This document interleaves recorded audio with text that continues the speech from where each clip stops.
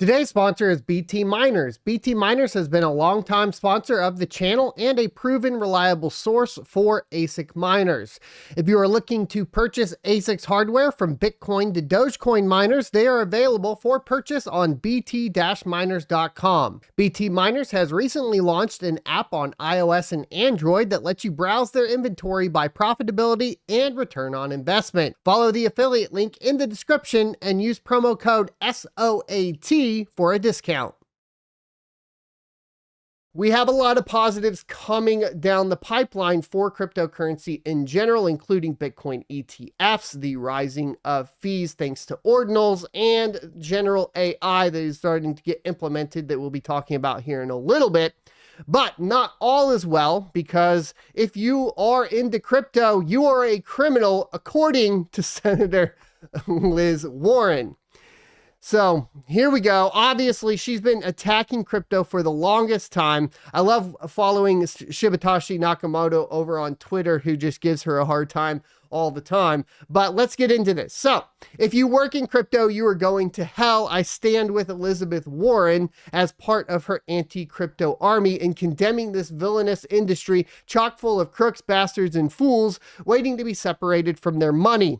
The grift and crime rampant throughout crypto is comical and villainous. It is comically villainous.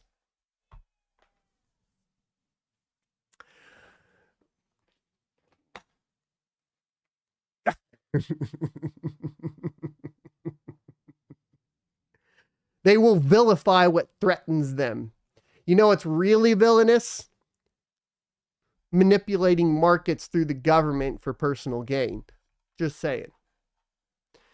Together with the likes of newsletter writer Matt Stoller, we of the Anti-Crypto Army are banding together to strengthen regulatory attention on crypto.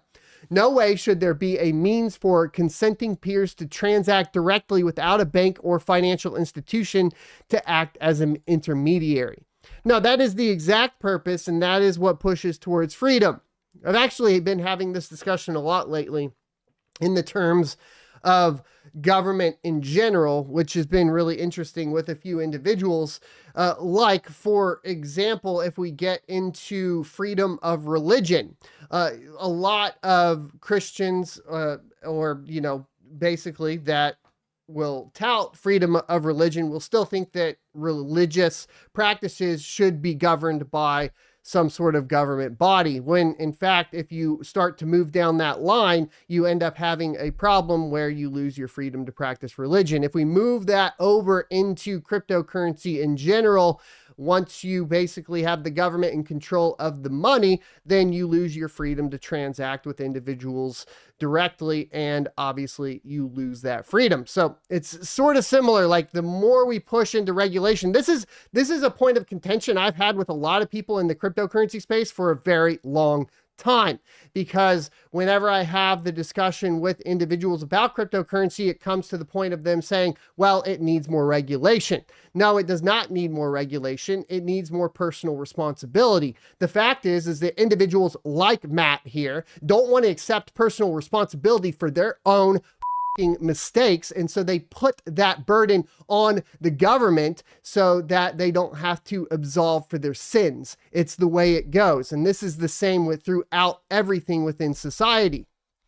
We must keep people and the public safe. Of course, we're going to hear that narrative. If cash were created today, I'd oppose it for the same reasons as crypto. Of course you would.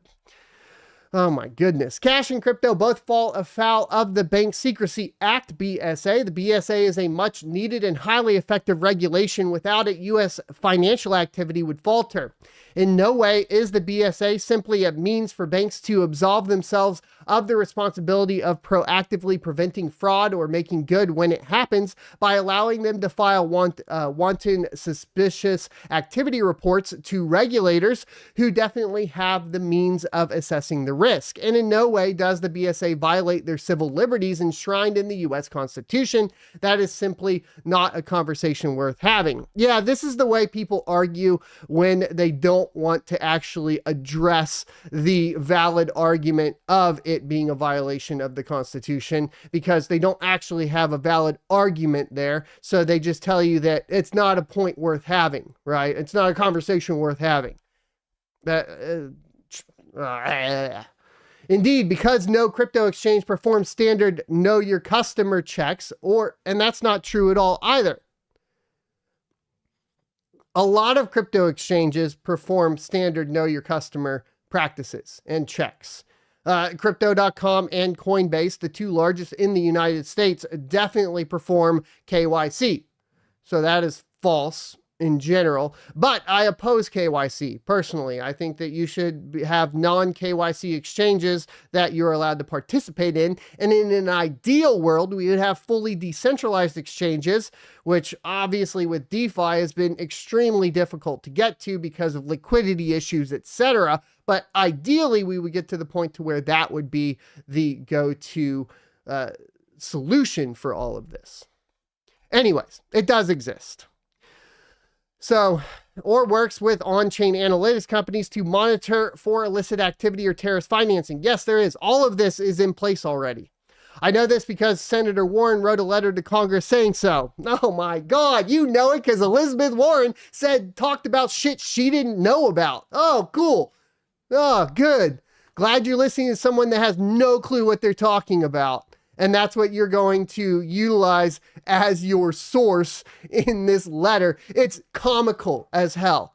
You could just Google KYC crypto exchanges in the US and it would pop up and it would give you all the regulations that surround it. It would give you the examples of it, and you would see previous on-chain analytics that were utilized to solve crimes in conjunction with said exchanges that already exist. Oh my gosh. Oh,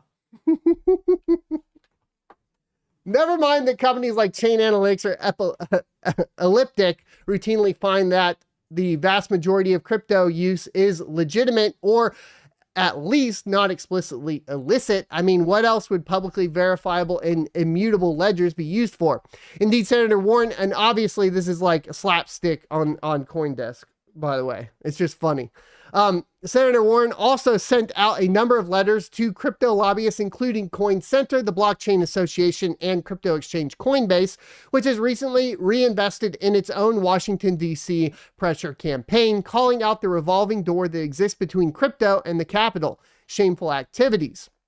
Bank and other financial institutions would never hire former politicians or those with political connections to advance their interests. It would be unseemly, say, as a legislator who actively trades stocks. Warren, mind you, is the senator who got the Consumer Financial Protection Bureau through political gridlock, so she knows a few things about financial safety. I love the way they wrote this.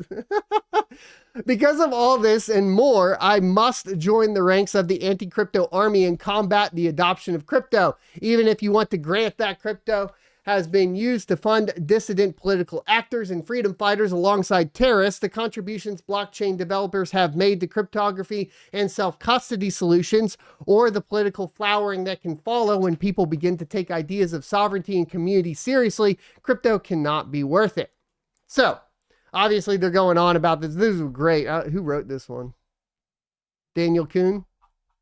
Is that right? Good job, dude. That was hilarious. Anyways, so this is like something that's been going around for quite some time. I think it's been pretty clear that there are actors within the government that want to stamp down cryptocurrency. We saw all those attacks go down on banks that were working with people within cryptocurrency markets, and obviously those banks were allowed to fail while others were not. It's all that's really happening is a breakdown of the facade.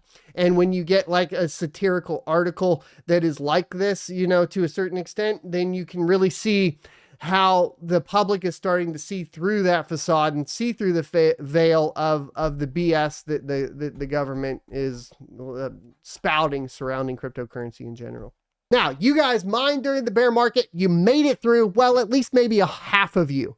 I know a lot of you motherfuckers over here didn't actually do it, but the ones that did, I have a new shirt for you guys, and it says, I mined with the bears for the bear market, okay?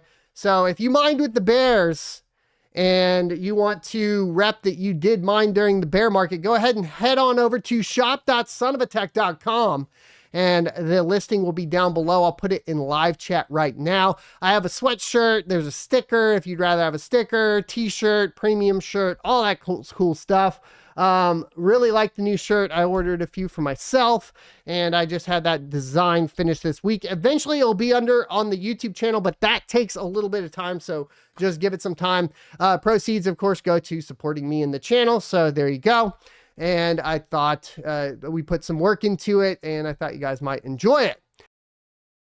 Thanks for watching this clip from the Crypto Mining Show. You can check out the full episode here, and don't forget to subscribe down here as well.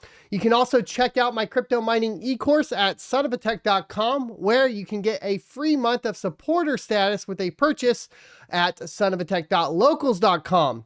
Also, don't forget to check out my merch underneath the video or at shop.sonofatech.com. I'll see you next Tuesday.